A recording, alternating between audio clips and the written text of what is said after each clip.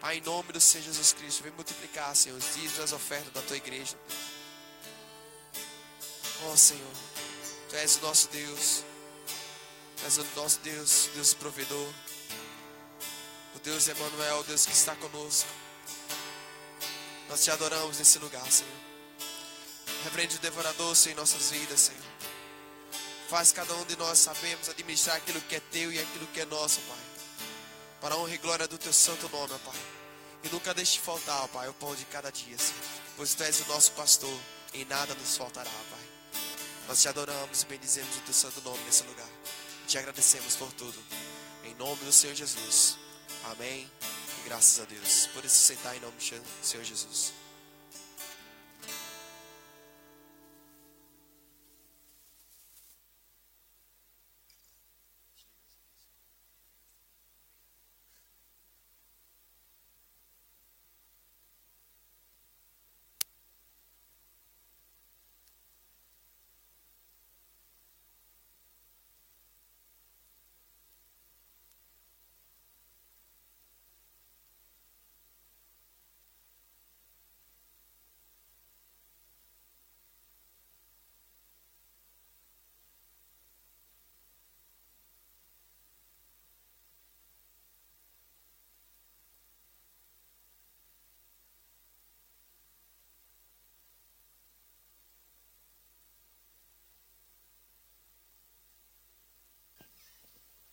Foi.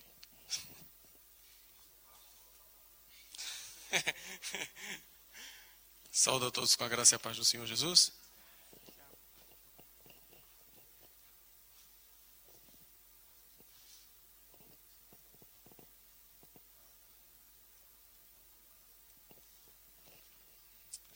Hoje nós vamos começar Daniel.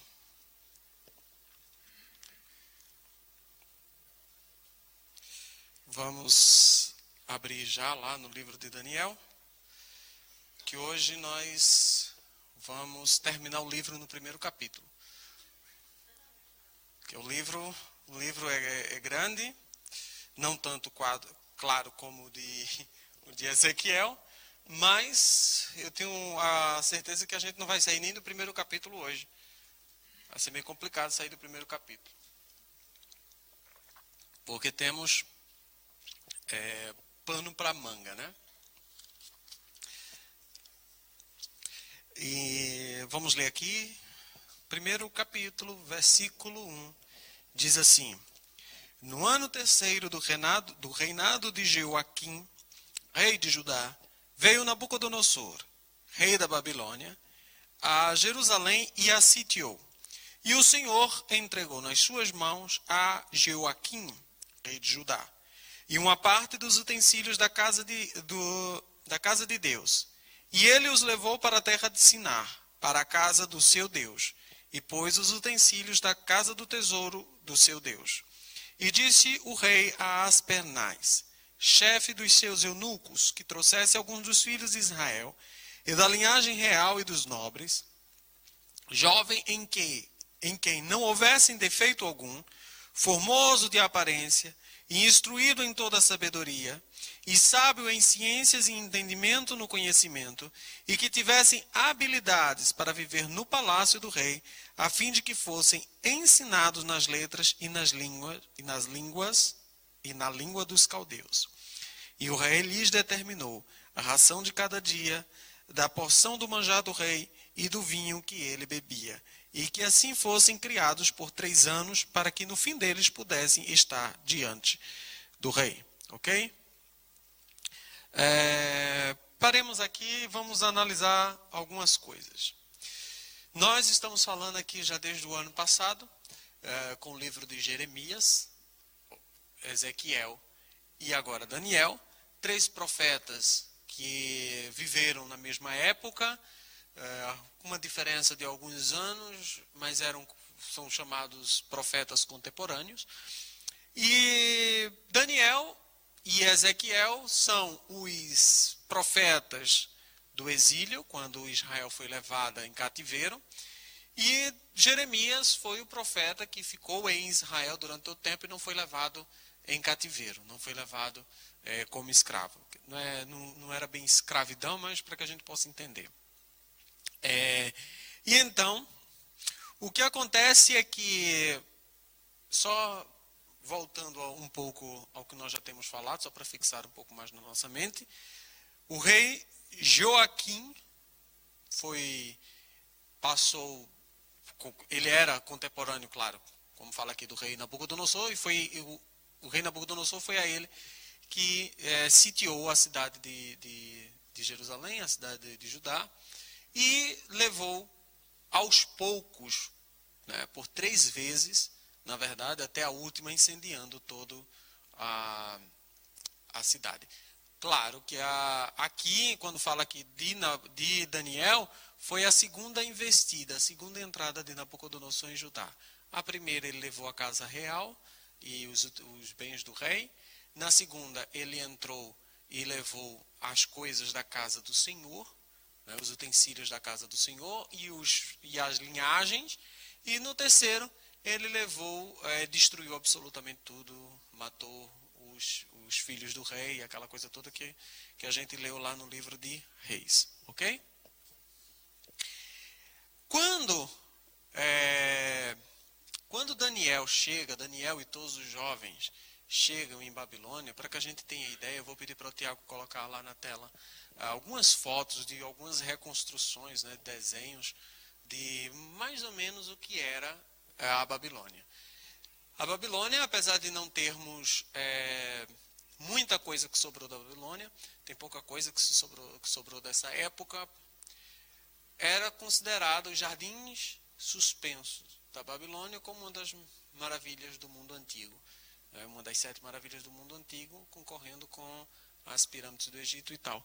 E aí o Tiago vai colocar aí algumas fotos que quero que vocês imaginem que os 3 jovens, adolescentes para nós hoje, né? Quando chega lá, encontra essa formosura de local. Né? Então, todo mundo consegue ver, eu não estou na frente de ninguém, né? Pode passar, Tiago.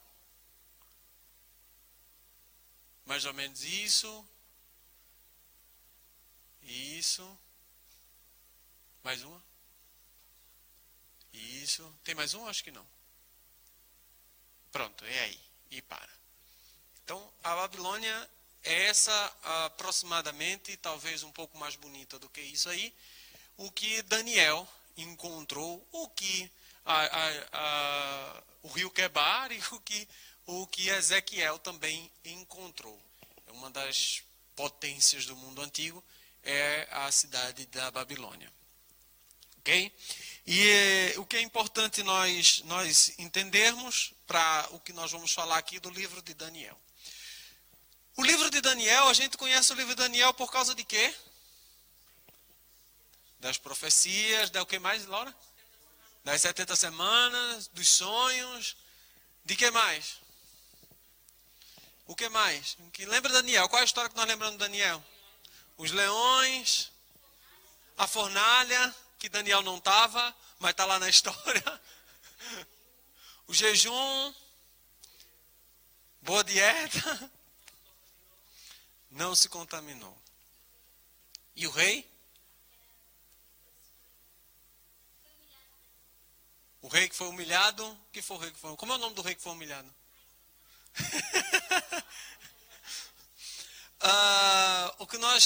Umas coisas que nós precisamos entender. O livro de Daniel, é claro que é um livro profético, é um livro que traz muitas profecias, é um livro que traz profecias, algumas delas foram cumpridas, outras ainda estão para ser cumpridas, e é até por causa da exatidão com que algumas foram cumpridas, é que a gente acredita que o resto será cumprido com a mesma exatidão e estamos aguardando o cumprimento dessas profecias. Aquilo que a gente estuda no livro quando estudamos o livro de Apocalipse. É um livro também apocalíptico, né, cheio de mistérios, cheio de revelações sobre a volta de Jesus Cristo, sobre a igreja e a volta de Jesus Cristo. Mas, sobretudo, o livro de Daniel fala de uma coisa que ninguém citou. Até hoje, nem fé. Até aqui. Caráter. caráter. Se tem uma coisa que você deveria lembrar do livro de Daniel para o resto da sua vida, é o caráter. O caráter de um crente. E eu espero que, se ao fim desses 11 capítulos, são 11 ou 12? Acho que são 11, se não me engano. 12. Não lembro.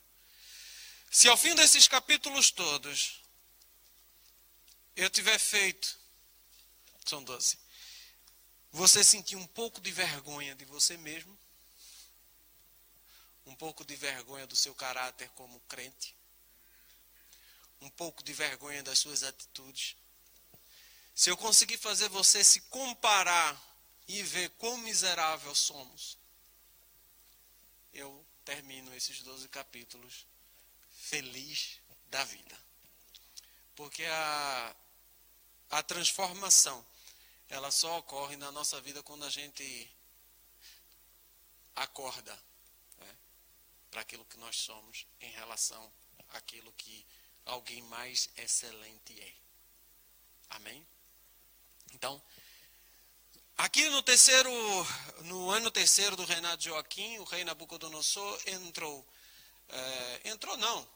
mandou que entrassem e levassem da casa real jovens, e nele aparece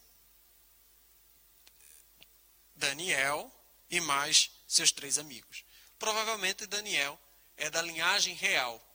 Como a linhagem real somente sobrou a de Judá, e consequentemente da linhagem de Davi, então Daniel é um parente muito distante de Jesus Cristo. Okay? É um parente de Daniel, e os outros são da linhagem real, são primos da 25ª, 28ª, sei lá, geração até Jesus Cristo. Só que não são tantas gerações, são só 500 anos aí. 500 anos não são tanta geração, né? E aí, o que está acontecendo aqui em Jerusalém, ou aqui na Babilônia? Como é que a Babilônia faz este processo? E aí é muito interessante a gente entender como é que a Babilônia faz este processo. A Babilônia, o rei Nabucodonosor tomou conta de tudo que tinha, só não tomou conta do Egito, né? Até então, só não tinha tomado conta do Egito, mas lutou bastante. A Babilônia tomou conta de tudo que é Oriente Médio, né? Inclusive de Israel. Durante muito tempo, Israel permaneceu com o rei, mas o rei servia ao rei da Babilônia. O rei Joaquim servia ao rei Nabucodonosor, com impostos. Pagava impostos e trabalhava para o rei Nabucodonosor. Até o último momento em que ele sitiou, ou seja, cercou a cidade, e porque percebeu um princípio de rebeldia do rei, e então foi lá e atacou a cidade, destruiu a cidade, e ficou lá somente morando pobres, indigentes e pessoas que não tinham nada para oferecer à Babilônia. Mas o que ele fazia era, como era um vasto império, e eu já falei para vocês o sistema babilônico e assírio de governar, que era pegar o povo e lançá-lo para outras culturas diferentes. E não voltar para a sua própria cultura, que é para não ter o sentimento de é a minha terra, é a minha nação. Então o que ele fazia? Pegava, doutrinava os jovens e fazia deles governador, porque a Babilônia não é grande. A Babilônia é um país, é um lugar pequeno, cercado por 2 rios. Então, não tem população tão grande assim. E precisa governar o mundo. E então, quem é que vai governar o mundo? Quem é que ele vai dar essas províncias todas? Ao povo que ele traz. Então, ele pegava das casas reais, né, da casa real de todas as nações que ele ia, pegava gente, ele tinha a sua própria escola de doutrinação, como todo governo ditatorial e totalitário faz, tinha a sua própria doutrinação, e lá enviava as pessoas para serem doutrinadas e seguir os seus ensinamentos e seguir a sua cultura e abandonar a sua identidade, né, seja ela judeia ou seja ela qual for. egípcio, seja lá qual for. A primeira coisa que ele faz, aí diz assim: e o rei lhe determinou, nós lemos essa parte, e o rei lhes determinou a ração de cada dia, da porção do manjar do rei, do vinho que ele bebia, e que assim fosse criado por 3 anos, era o tempo da escola, para que no fim deles pudessem estar diante do rei. E entre eles se achava o dos filhos de Judá, Daniel, Ananias, Misael e Azarias. E o chefe do eunuco lhe pôs outro nome. Por que ele pôs outro nome?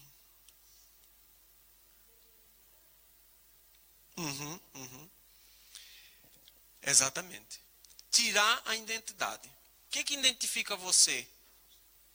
Não é? O seu nome, a princípio, o nosso nome está relacionado, quer dizer, nem tanto, isso não ocorre tanto no Brasil, mas, que o brasileiro gosta de colocar nome estranho no povo, mas é a sua identidade, é aquilo que está falando no seu idioma. Não é? João é um nome extremamente português. José, Mané, Joaquim, são nomes extremamente portugueses. Então, você olhar alguém que se chame João, da Inglaterra não é. Então, o nome tem essa. E a primeira coisa que ele faz, e logo os nomes desses homens que estão relacionados com o nome de Deus, né? Principalmente o nome Daniel, que significa o Senhor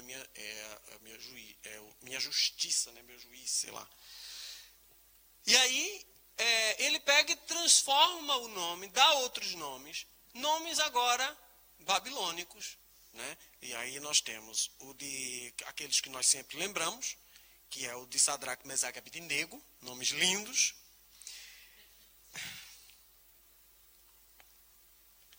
Sadraque, Mesaque e Abednego, e o de Daniel, que é o de Beltesazar. Ok? É o que diz aí no versículo 7. O chefe dos eunucos lhe pôs outros nomes, a saber, a Daniel, pôs o de Beltesazar, Ananias, o de Sadraque, Misael, o de Mesaque, Azarias, o de Abednego. Aí vamos lendo. Versículo 8. O Daniel assentou no seu coração não se contaminar com a porção do manjar do rei, nem com o vinho que ele bebia, portanto pediu aos chefes dos eunucos que lhe cedesse não se contaminar. Ora, deu Deus a Daniel graça e misericórdia diante do chefe dos eunucos, e disse o chefe dos eunucos a Daniel: tenho medo do meu senhor o rei, que determinou a vossa comida e a vossa bebida, porque veria ele os vossos rostos mais tristes do que os dos jovens que são vossos iguais. Assim arriscarei a minha cabeça para com o rei. Então disse Daniel ao despenseiro, a quem o chefe dos eunucos havia constituído sobre Daniel, a Ananias, Misael e Azarias: experimenta, peço-te, os teus servos 10 dias, fazendo que se nos deem legumes a comer e água a beber.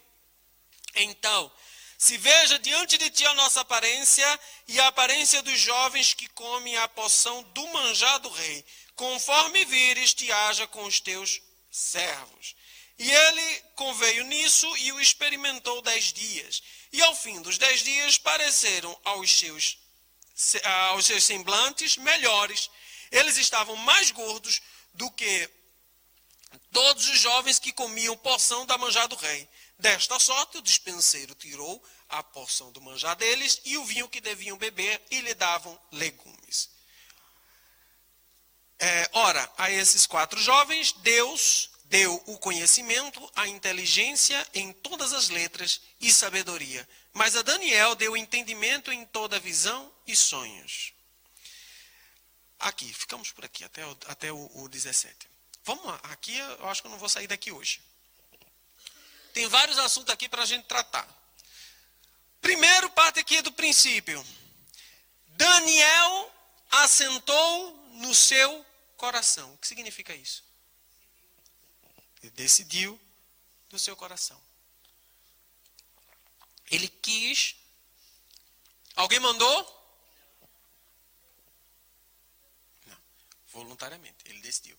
Alguém chegou para dizer, Daniel, é o seguinte, Daniel, a coisa aqui é braba, não come das iguarias do rei, porque, Daniel, as iguarias do rei são sacrificadas aos ídolos. A comida do rei, Daniel, primeiro é sacrificada aos ídolos e depois é dada ao rei. Daniel, são carne imunda, Daniel. E na tua religião, diz lá naquela Bíblia lá que vocês leem, diz lá que para vocês não se contaminar com coisa imunda. E essa comida da Babilônia é imundo, Daniel. Daniel, a melhor coisa que você tem a fazer, Daniel, é comer somente legumes. Alguém disse isso a Daniel? Não, porque a pessoa que tem o Espírito Santo de Deus, ela não precisa de pessoas para lhe alertar aquilo que não é, ou aquilo que não convém aos filhos de Deus. Então não é excusa para você saber o que deve e o que não deve ser feito, o fato de não conhecimento da palavra. O fato de não terem alertado isso na igreja. O fato dos pastores não terem tocado nesse assunto. Isso se chama safadeza e falta de caráter. Porque aquele que tem o Espírito Santo de Deus, aquele que é sensível ao Espírito Santo de Deus, o Espírito Santo de Deus o toca para as coisas erradas que está se fazendo. Ou então nós não temos igreja, ou então isso aqui é uma grande farsa e o que eu sinto não é verdade. Compreenderam isso? O Espírito Santo de Deus é quem nos alerta. Daniel, e o pior é que em Daniel, não habitava o Espírito Santo que hoje habita em você.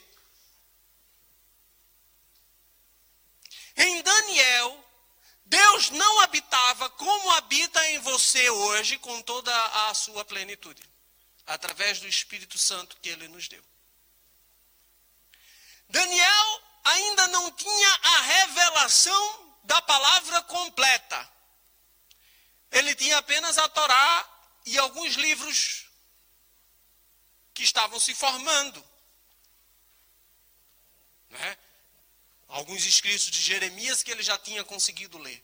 Talvez tinha tido conhecimento das profecias, provavelmente, de Ezequiel, que estava ali na sua época. Mas ele não tinha a palavra de Deus plena como nós temos hoje, Antigo e Novo Testamento. Então, se Daniel assenta no seu coração que não vai seguir as coisas do rei, porque vê que as coisas do mundo não convêm àquele que guarda a santidade, aquele que guarda a santificação, Daniel coloca a sua cabeça à prova. Porque o que é que tinha Daniel, o que é que respaldava Daniel de fazer uma proposta dessa para o carcereiro? O que levaria Daniel, por acaso podia pensar Daniel, o Deus que livrou a minha nação vai me livrar disso. Daniel, desculpa lhe informar, mas esse Deus não livrou a sua nação. O Deus que livrou os profetas, que livrou o profeta Jeremias do calabouço, Daniel, fica calado. Jeremias não foi livrado do calabouço. Morreu no Egito, fica quieto. Daniel poderia ter dito, Daniel, fica quieto, que esse Deus está irado com Jerusalém e com Israel. Se tu não ficar calado aí alguma coisa... Não havia nada. Mas o que havia em Daniel? Temor e conhecimento da palavra de Deus. Conhecimento da palavra de Deus. O povo de Israel era doutrinado, principalmente na linhagem real, eram todos doutrinados no conhecimento da palavra de Deus. Se afastasse do conhecimento da palavra de Deus, era por safadeza mesmo. E não por falta de conhecimento.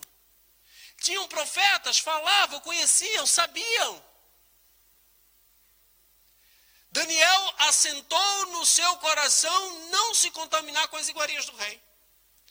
Claro, era um processo que ia durar 3 anos. Mas João Paulo, Daniel passou 3 anos como vegetariano.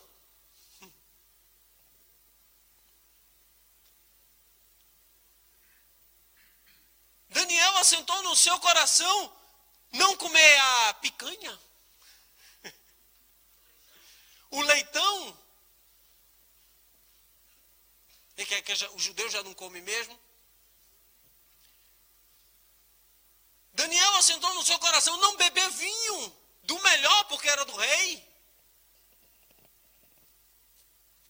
Assentou. No seu coração comer somente fruta e legumes. Um dia era chuchu, no outro era rabanete, depois vinha um repolho. E assim durante 3 anos, e Deus deu graça. E a gente não consegue assentar no nosso coração, nos afastarmos da mentira, da falsidade, da fofoca. Nós não assentamos no nosso coração que nós não deveremos andar contra a lei, estacionar em lugar proibido, passar da velocidade permitida, andar sem selo no carro. Nós não aceitamos, isso não é para rir não, minha filha, isso é para chorar. Nós não assentamos no nosso coração, isso é para você ver o caráter de Daniel. Porque uma pessoa que diz assim, eu não vou me contaminar com comida, quando o apóstolo Paulo lá na frente vai dizer que o reino de Deus não consiste em comida nem bebida, mas no Espírito Santo de Deus. Mas ele diz aqui que ele não assentou comida à pessoa que não se corrompe com a sua porção diária e acredita que Deus vai agir na sua porção diária, a pessoa não se corrompe mais em nada.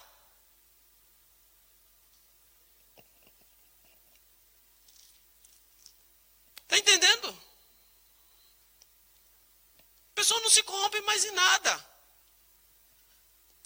Se você chegar para uma pessoa e dizer assim, olha, eu te pago 1 milhão de euros para que você conte uma mentirinha aqui e ali, faz um favor. Se você com 1 milhão de euros não se corromper ali com uma mentirinha que não ia custar mal a ninguém, então, meu filho, eu acho que você seria tolo o suficiente se você se corrompesse por algo que não desse valor nenhum. Estão entendendo o que eu estou dizendo? A pessoa que não se corrompe com 1 milhão, não se corrompe com R$1, com €1. Com €1. Agora, por outro lado, a pessoa que se corrompe com €1,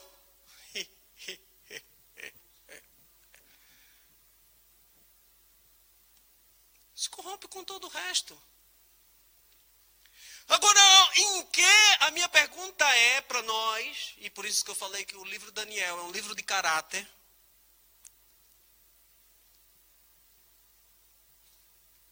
como é, ou qual é, a nossa posição como crente?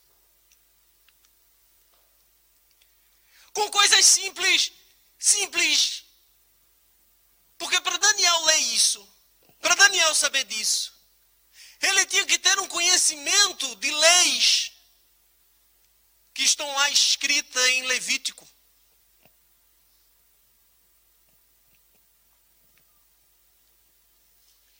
Ele sabia o que estava escrito lá em Levítico. Levítico, palavra esta que nós, às vezes, nem lemos. Porque quando chega lá, a gente não entende nada do que diz lá. Não é aplicável, metade da lei não é aplicável, porque não temos mais as leis cerimoniais. Metade do Levítico não é aplicado aos nossos dias para a igreja. Apenas o princípio moral que lá está é que é aplicado hoje para a igreja. As leis civis não faz parte da nossa, não estamos em Israel, não faz parte da nossa realidade. A lei religiosa também não. Mas a lei moral permanece, a única coisa em Levítico que vai. Mas Daniel conhecia tudo. E lá assentou no seu coração não se contaminar com as coisas do rei. E decidiu, e ainda pôs em prova. São 3 anos. Ele disse assim, olha, me dá 10 dias. 10 dias é tempo de uma pessoa lá demonstrar superioridade para os outros. Será que 10 dias é suficiente para a pessoa? Não, é o poder de Deus. 10 dias. E diz que ele apareceu mais gordo do que os outros, comendo legumes. Mais saudável do que os outros. E aí, só assim, por quê? Porque achou graça diante de Deus. É o que diz aqui. Ora, versículo 9. Deu Deus a Daniel graça e misericórdia diante do chefe dos eunucos. Meu amado, e aqui eu vejo uma outra posição para nós. Que nós queremos achar graça diante de Deus. E às vezes nós culpamos Deus. E às vezes nós queremos que Deus haja na nossa vida. E nós não temos a atitude digna nem o caráter que Deus quer de nós. Nós não temos o caráter, a atitude para que Deus ache graça diante de nós. Nós não temos posição para que Deus possa dizer assim, olha, como disse, a minha alma tem prazer nele. Ou eis o meu amado em quem me comprazo. Ou que ao menos ele ache graça diante das nossas atitudes.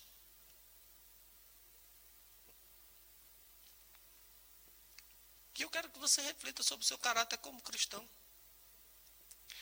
Cristão não é a atitude de vir para a igreja. Qualquer um faz isso. E até faz em igrejas erradas.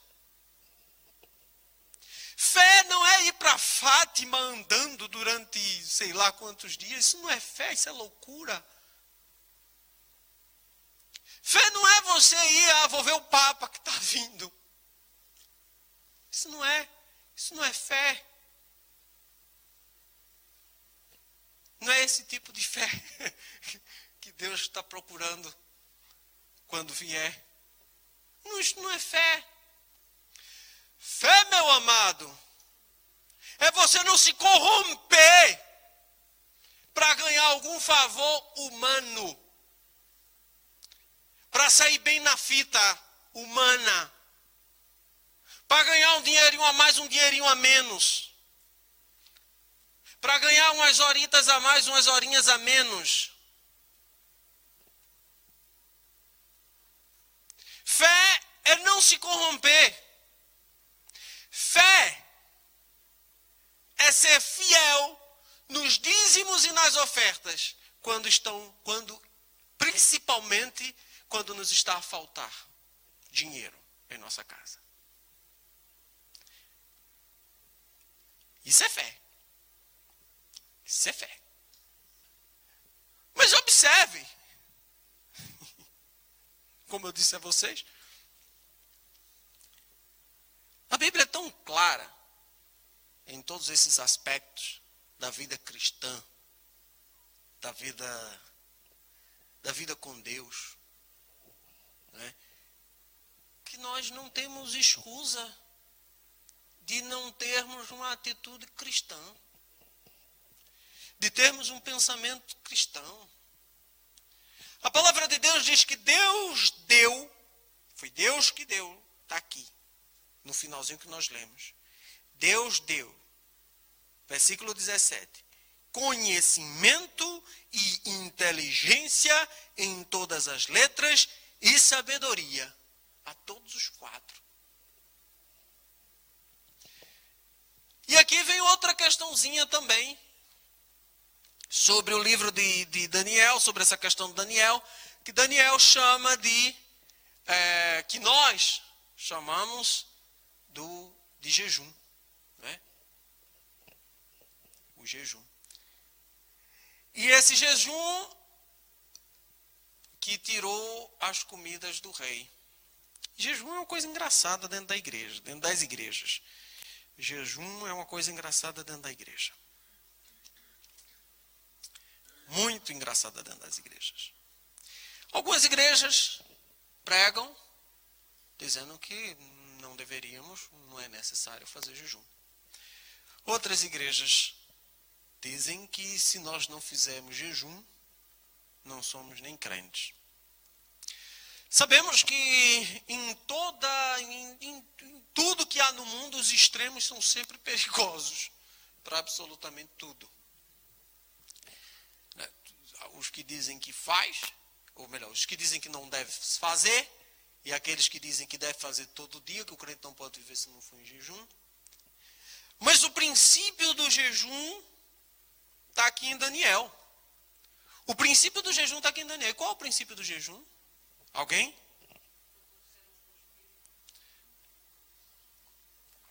Não. Daniel não quis fortalecer-se no espírito.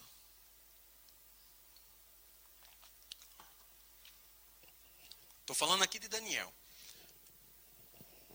Qual é o princípio básico? Primeiro, isso é consequência do jejum.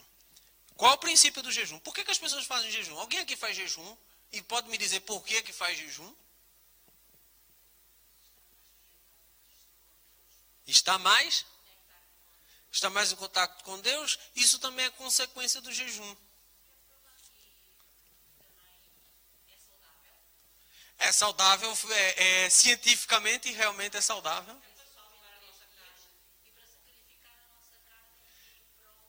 Sacrificar a nossa carne em prol da... Então, apóstolo, só para não... Milene ia falar o quê?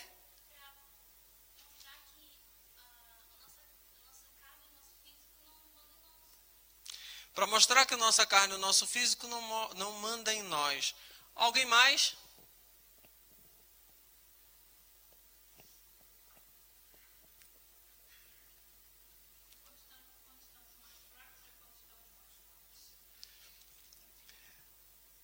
Agora, vamos lá, princípio básico. Vamos aprender aqui com Daniel. A primeira coisa, vamos falar exclusivamente do jejum de Daniel e depois trazemos para o que nós fazemos. O princípio básico de Daniel, qual era a intenção de Daniel aqui ao não comer? Oi?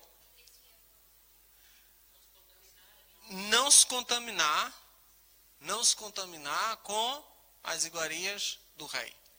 Não se contaminar com as coisas do mundo. Então, o processo de jejum, em primeiro lugar, é um processo de santificação, não no sentido de ser santo, mas no sentido, ou seja, aquela santidade que nós estamos acostumados, mas sim no sentido de separação. O jejum é um processo de separação. Nós nos separamos do mundo através de alguma coisa.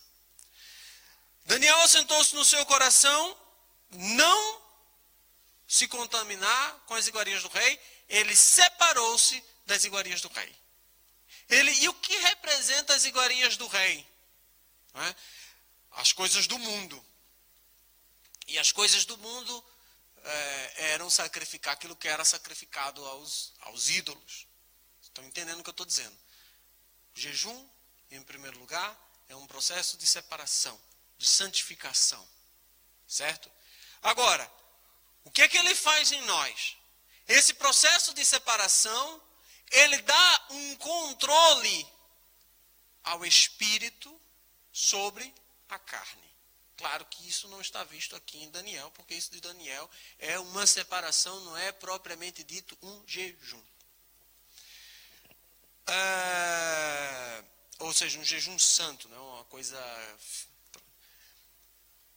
A gente já explicou aqui diversas vezes sobre jejum. O próprio livro de Esther fala sobre jejum, sobre preparação.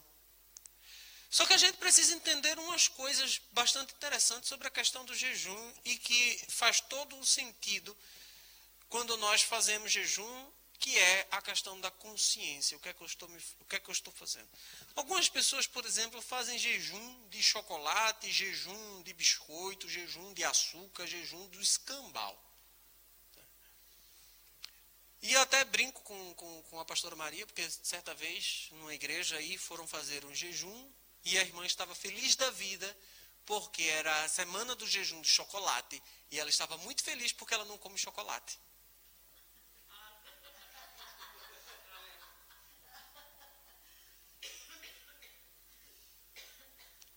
Ai, feliz da vida. Graças a Deus, o pastor revelou no culto de domingo que aquela semana era o jejum de chocolate. Então a irmã estava feliz porque ela já não come chocolate, então ela ia jejuar.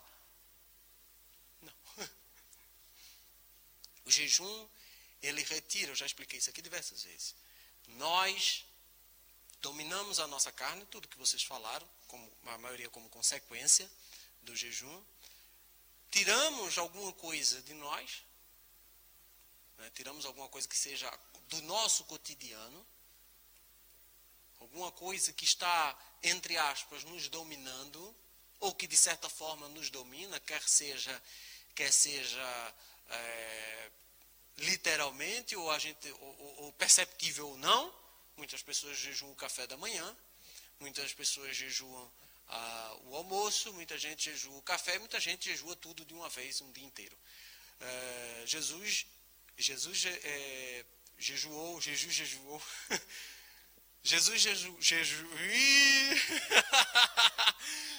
Jesus jejuou.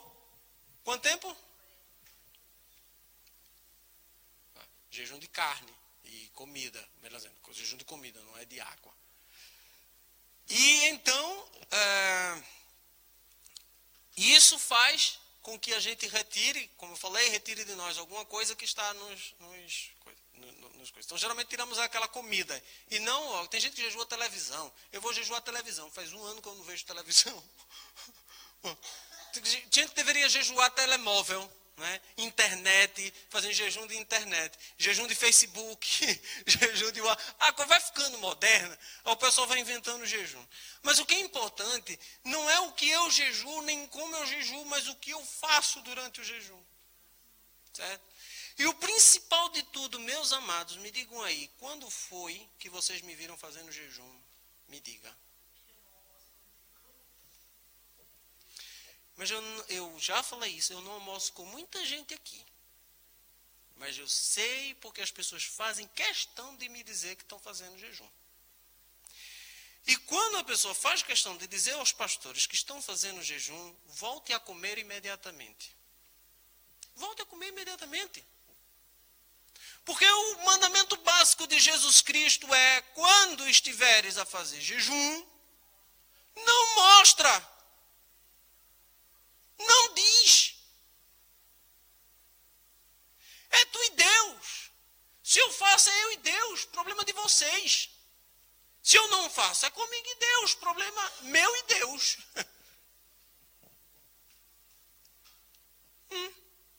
Então, minha vida espiritual com Deus, não digo a ninguém como é que é. Ninguém sabe aqui se eu oro de noite, se eu não oro de manhã, se eu oro de madrugada, se eu passo o dia orando, se eu durmo orando, se eu me acordo orando. Ninguém sabe a vida de João Paulo. Sabe nem se João Paulo é uma pessoa de oração. Nem sabe. Duvido aqui alguém dizer. Hã?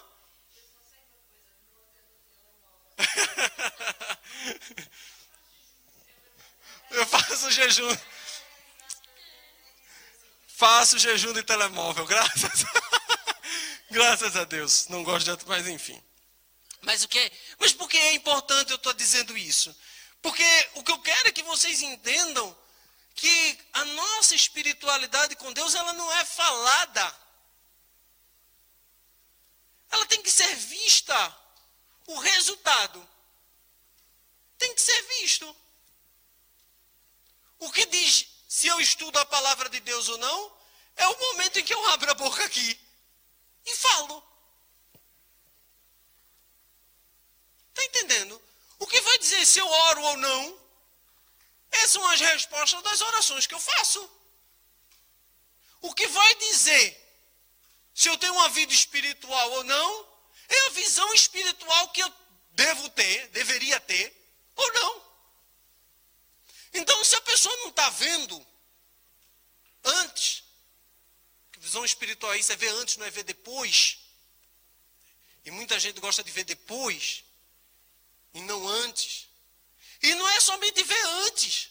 Isso também não é visão espiritual. Além da visão espiritual, tem que ter também o discernimento espiritual. Eu vi antes, mas e agora? O que é que eu faço? Ai, Deus me avisou antes, irmão. Tá, Deus te avisou. Senti no meu coração, mas fez o quê? Não fiz nada. Então, para que viu? Não tomou uma posição, para que viu?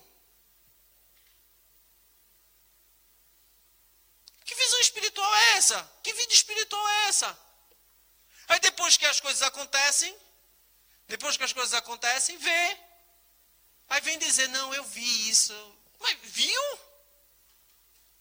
Então, lógico que no início da nossa caminhada cristã, a gente começa a tropeçar. Por que a gente começa a tropeçar? Porque a gente começa a ver coisas e não começa a acreditar nas nossas visões, nos nossos sonhos, no nosso discernimento. Mas depois de 10 anos de evangelho, pelo amor de Deus. Depois de 3 anos de evangelho, pelo amor de Deus. Pelo amor de Deus. Até 3 anos de evangelho a gente está segurando como novo convertido. Depois de 3 anos, pelo amor de Deus. Pelo amor de Deus. Então, o processo de jejum tem que haver com a minha separação deste mundo. Com a minha separação deste mundo, com a nossa separação deste mundo. E aí a gente tem que levar uma vida jejuada. Uma vida de separação das coisas que o mundo está vivendo lá fora. Das coisas que as pessoas comuns estão fazendo lá fora. Nós não somos comuns, nós temos o Espírito Santo de Deus. Claro que no momento da nossa conversão e nos primeiros anos, como eu falei, a gente vai tropeçando, vai aprendendo, vai se erguendo, Deus está nos ajudando a entender as coisas, Deus está nos ajudando a entender, a compreender, e por isso que nós tratamos os novos convertidos de uma forma diferenciada. Aí ele vai bebezinho, é novo convertido, mas aí como criança nova, 1 ano, a gente está chorando, aí a gente, aí com 2 anos, 2 anos a gente já começa a dar umas tapinhas de leve. Quando coloca a mão no lugar errado, né? Já começa a educação já é um pouco diferente. Mas não podemos permanecer para sempre como criança. E outra coisa que é importante nós entendermos quando falamos de caráter cristão, quando nós falamos o que é que governa a nossa vida. O que é ou quem é que governa a nossa vida. Sobre o que está estruturada a tua vida. A tua vida está estruturada em volta de quê? Isso é muito importante. Isso é muito importante. Sabe por que é importante? Porque muitas vezes nós não percebemos sobre o que estrutura a nossa vida. E são percepções muito sutis que nós devemos ter para perceber e, acima de tudo, aceitar o que é que está regendo a minha vida. Porque não acreditem que o eunuco saiu da Babilônia, demorou não sei quanto dia para chegar em Jerusalém, para pegar 4 homens, não. Eu não acredito que na corte do rei só tinha 4 homens inteligentes. Não. Agora, cadê a história dos outros? Se Daniel, Misael, Ananias e Azarias. Diz aqui que esses não se contaminaram, então todo o restante se contaminou. Provavelmente. Pelo menos não se preocupou com isso. Pelo menos não se preocupou com isso. E aí o que que rege a nossa vida? O que que rege a nossa vida?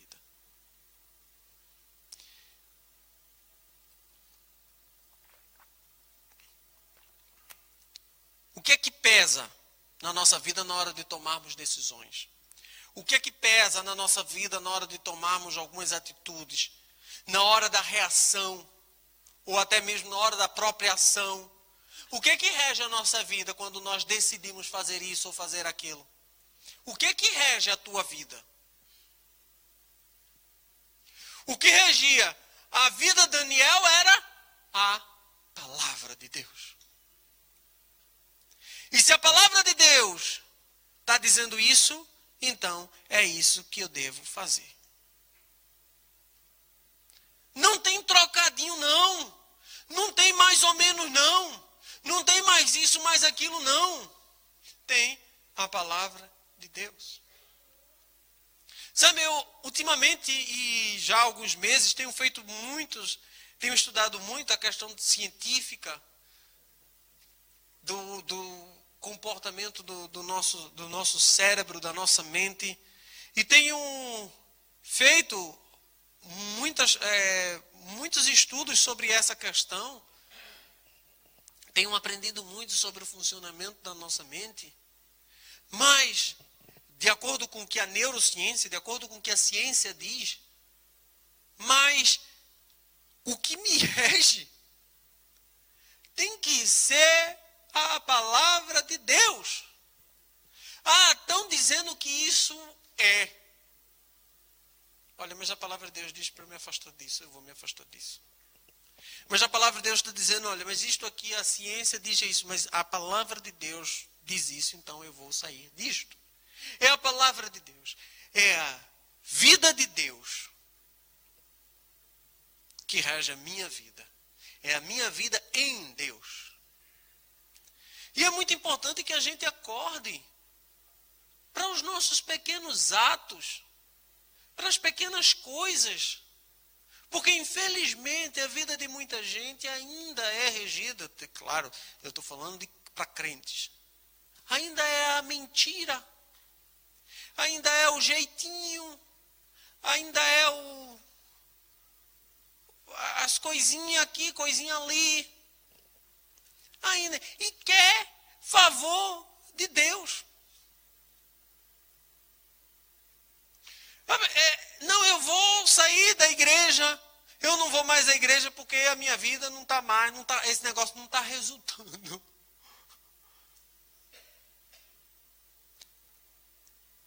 Veja que, quem disse que ia resultar? Agora, ninguém chegou para Daniel e disse, Daniel, isso vai resultar. Mas ele propôs no seu coração seguir o que a palavra de Deus está dizendo. Aí tem uma palavra dita por Jeremias. O Senhor disse através de Jeremias, ele disse assim a Jeremias, eu velo pela minha palavra. Ele disse a Isaías, a minha palavra não voltará para mim vazia, mas prosperará para aquilo a que a enviei. No Novo Testamento diz, nada podemos contra a palavra, senão pela palavra.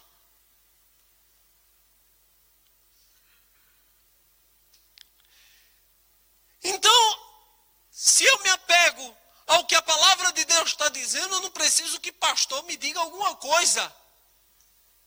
A minha fé é baseada de que ele vai cumprir a palavra dele. Ele disse na palavra dele, Jesus Cristo disse, que se eu buscar em primeiro lugar o reino do céu e a sua justiça, o reino de Deus e a sua justiça, todas as outras coisas me seriam acrescentadas.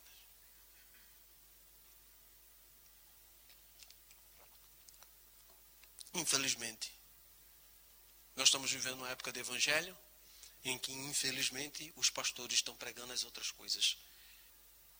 O acrescentamento das outras coisas. Os pastores estão acrescentando as outras coisas e as pessoas não estão nem buscando o reino dos céus. Estão nem buscando o reino de Deus e a sua justiça. E é engraçado, porque Jesus Cristo disse, buscai primeiro o reino de Deus e a sua justiça. E as pessoas entendem isso como igreja. Eu já fiz uma pregação aqui há uns 2 ou 3 anos falando sobre o reino de Deus e a igreja, a diferença entre o reino de Deus e a igreja. Deve estar no YouTube em algum lugar aí na vida. Sobre o reino de Deus, a diferença entre o reino de Deus e a igreja. E então, as pessoas vão para a igreja e se tornam religiosos. E fazem o contrário daquilo que deve ser feito. O resultado. Tomam o resultado como ação. Eu não venho para a igreja. Eu vou ter que vir para a igreja porque eu sou crente. Não. Primeiro eu sou crente. E porque eu sou crente, eu vou para a igreja. Porque eu sou crente, porque o Espírito Santo habita dentro de mim, a minha vontade é estar na casa do Senhor. Como disse Davi, prefiro estar um dia na casa do Senhor do que 1000 na tenda da iniquidade. Na tua lei, diz o salmista, na tua lei,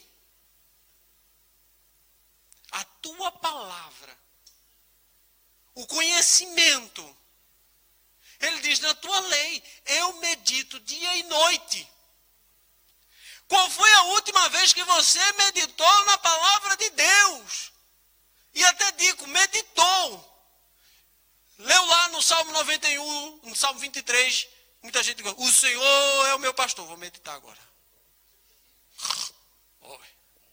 Nada me faltará. Não. O que significa meditar na palavra de Deus? É algo mais ou menos assim.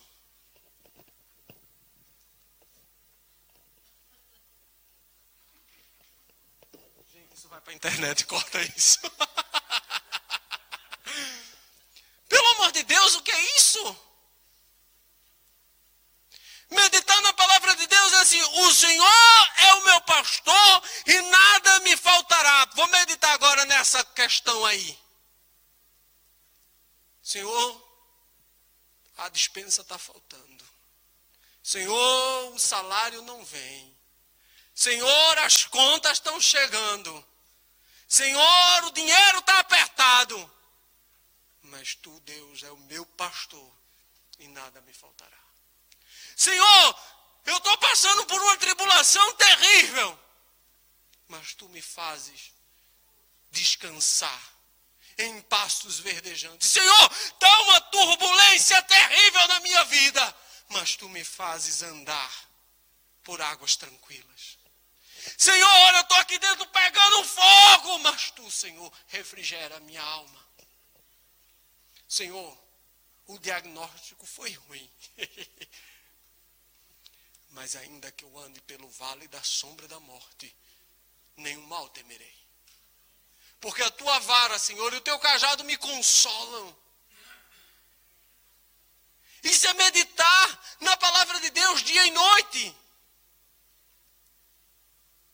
É você olhar para a sua vida e verificar o que é que Deus diz sobre aquele momento.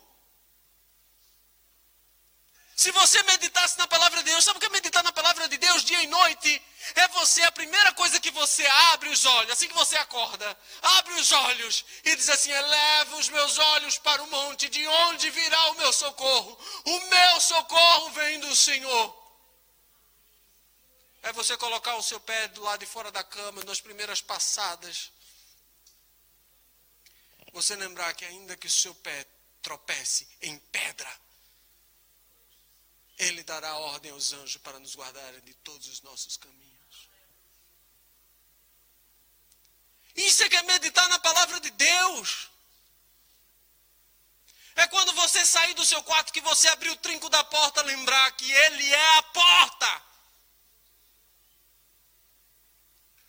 É lembrar que na hora que você está comendo, é Ele que provê. Ele é o Jeová Jirê, a provisão do nosso pequeno almoço.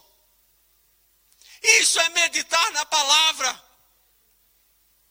É você chegar no meio do dia e meditou tanto que toda a sua vida está cheia da palavra de Deus. É tomar as atitudes e pensar: o que é que eu vou fazer? Será que Deus, o que é que Deus diz disso? Eu como ou não como as iguarias do rei? Deixa eu ver o que é que Deus diz disso. Não vou me assentar, não vou me assentou no seu coração não se contaminar com as iguarias do rei. E acreditar que, independente das situações, independente da realidade do que nós estamos vendo, que os nossos olhos estão vendo, acreditar que o justo não vive pelo que vê. Acreditar que ainda que tudo esteja contribuindo para o mal aos nossos olhos. Acreditar. Oh, aleluia. Que o meu Redentor vive. E por fim se levantará sobre a terra. E ainda em meus ossos eu verei a sua salvação. É acreditar que ainda que as condições estejam desfavoráveis, esteja preso como Daniel, esteja sendo doutrinado em outra cultura. Desculpa, não vou perder as minhas raízes. Não vou perder as minhas raízes. Eu posso ir para qualquer lugar do mundo. Posso ir para qualquer lugar do mundo. Mas se você tem as raízes firmadas na palavra,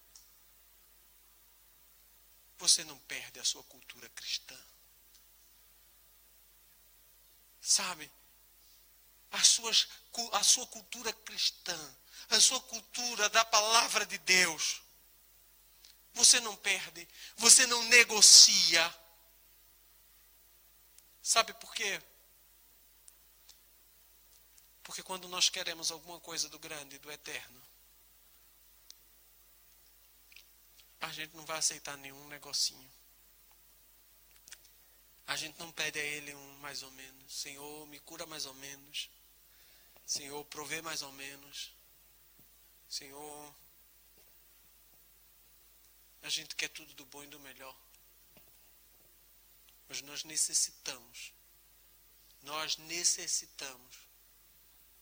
cultivar em nós o caráter cristão. A gente vai ver muito mais sobre o caráter de Daniel e de como Deus agiu na vida dele. Por conta simplesmente por uma única decisão. Uma única decisão. Diz aqui na palavra de Deus, ele decidiu não se contaminar com as coisas fáceis do mundo. E por causa da sua decisão, Deus operou eficazmente. Trazendo para nós, para os nossos dias, eu estava lendo um livro e dizia uma coisa que eu achei muito interessante. Que ele dizia que Satanás, Deus... Não, como é? Deixa eu lembrar aqui. Que Satanás, ele pode tirar muitas coisas do homem, do cristão. Mas ele jamais vai tirar do cristão a responsabilidade moral. A responsabilidade moral, Satanás não nos tira. Nós somos responsáveis morais. Nós somos responsáveis pelas nossas ações. Satanás pode fazer o que ele quiser. Pode tentar o que ele quiser tentar. Mas a decisão de fazer ou não está ainda em nossas mãos, porque somos livres, libertos, curados e ungidos. Então, não venha dizer que Satanás operou e você acabou caindo. Não. Você cedeu, você caiu, porque você é fraco na fé. Porque você é fraco de caráter cristão. É fraco de conhecimento da palavra de Deus e é fraco na fé em Jesus Cristo. Fica de pé e vamos orar. E que Deus fortaleça o nosso caráter cristão em nome do Senhor Jesus Cristo.